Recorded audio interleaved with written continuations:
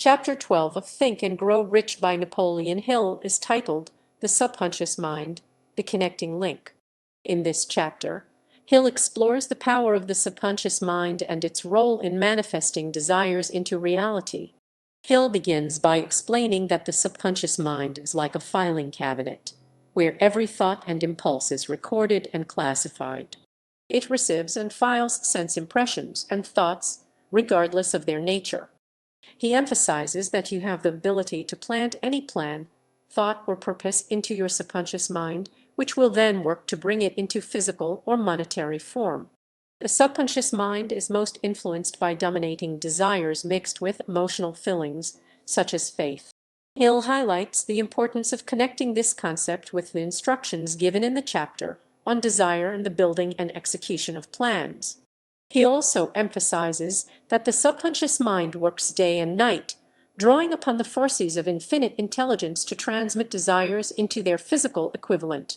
While you cannot entirely control your subconscious mind, you can voluntarily hand over any plan, desire, or purpose to it. Hill advises readers to read the instructions for using the subconscious mind in the chapter on autosuggestion. Hill suggests that the subconscious mind is the connecting link between the finite mind of man and infinite intelligence.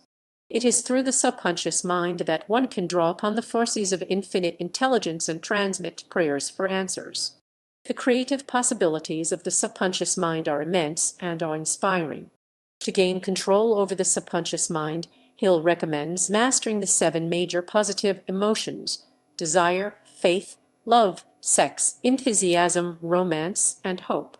These emotions, when mixed with thoughts and injected into the subconscious mind, have a powerful influence on manifesting desires. Hill concludes the chapter by emphasizing the importance of eliminating negative emotions and thoughts from the mind. He warns that negative emotions serve as stimuli to the subconscious mind unless they are mastered and replaced with positive emotions. Overall, Chapter 12 of Think and Grow Rich delves into the power of the subconscious mind and its role in manifesting desires. It provides practical advice on how to utilize the subconscious mind to achieve success and abundance.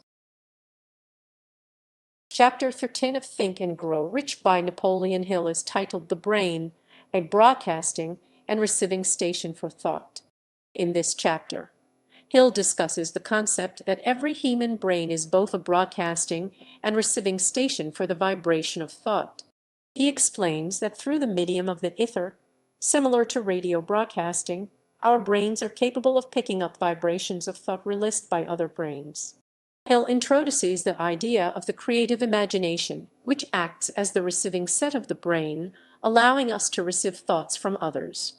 He explains that when our minds are stimulated to a high rate of vibration, they become more receptive to the vibrations of thought from outside sources. This stimulation can be achieved through positive or negative emotions, as emotions can increase the vibrations of thought. The author emphasizes that vibrations of an exceedingly high rate are the only ones picked up and carried by the ether from one brain to another. Thought is energy traveling at a high rate of vibration, and when modified or stepped up by major emotions, it vibrates even higher. This type of thought is what passes from one brain to another through the broadcasting machinery of the human brain. Hill then delves into the power of the emotion of sex, stating that it stands at the head of the list of human emotions in terms of intensity and driving force.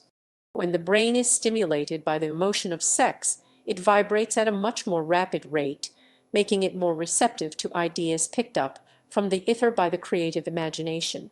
The author explains that when our brains are vibrating at a rapid rate, they not only attract thoughts and ideas from other brains, but also give our own thoughts the necessary filling for them to be picked up.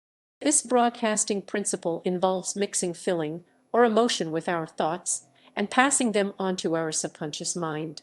Hill introduces the concept of the subconscious mind as the sending station of the brain through which vibrations of thought are broadcast. The creative imagination, on the other hand, acts as the receiving set through which these vibrations of thought are picked up from the ether. He also mentions the principle of autosuggestion as the medium through which we can put our mental broadcasting station into operation. The chapter concludes by highlighting the importance of understanding the intangible forces of the world, such as thought. Hill suggests that mankind is entering an age that will teach us more about these intangible forces and the power of the mind. He mentions ongoing research by scientists such as Dr. Rhine at Duke University, who have made significant discoveries regarding telepathy and clairvoyance. Hill shares that he and his associates have also discovered the ideal conditions for stimulating the mind and making the sixth sense function in a practical way. By blending their minds through harmonious discussion, they have found solutions to various personal problems. He suggests that by adopting a similar plan and utilizing the mastermind principle, any student of this philosophy can come into possession of the famous Carnegie formula mentioned earlier in the book. In summary, Chapter 13 explores the idea that our brains are both broadcasting and receiving stations for thought. It discusses the role of the creative imagination, the power of emotions, and the importance of understanding the intangible forces of the mind. Hill provides practical methods for stimulating the mind and utilizing the mastermind principle to achieve success. In Chapter 14 of Think and Grow Rich by Napoleon Hill, the author introduces the concept of the sixth sense as the door to the temple of wisdom. He explains that the sixth sense is the subconscious mind, also known as the creative imagination, through which ideas and inspirations flash into the mind. The sixth sense is believed to be the medium of contact between the finite mind of man and infinite intelligence. Hill emphasizes that the sixth sense can only be understood and applied after mastering the other 12 principles outlined in the book. He shares that through the development of the sixth sense, one can be warned of impending dangers and notified of opportunities in time to avoid or embrace them. The sixth sense is described as a mixture of both the mental and the spiritual, and it is believed to be the point at which the mind of man contacts the universal mind. The author shares his personal experiences with his invisible counselors, a group of imaginary figures that he holds nightly meetings with. He explains that these meetings were initially intended to impress his subconscious mind with the qualities he desired to acquire, but they eventually became a source of guidance and inspiration in his life. Hill mentions that while these meetings are purely imaginary, they have led him into glorious paths of adventure and emboldened the expression of honest thought.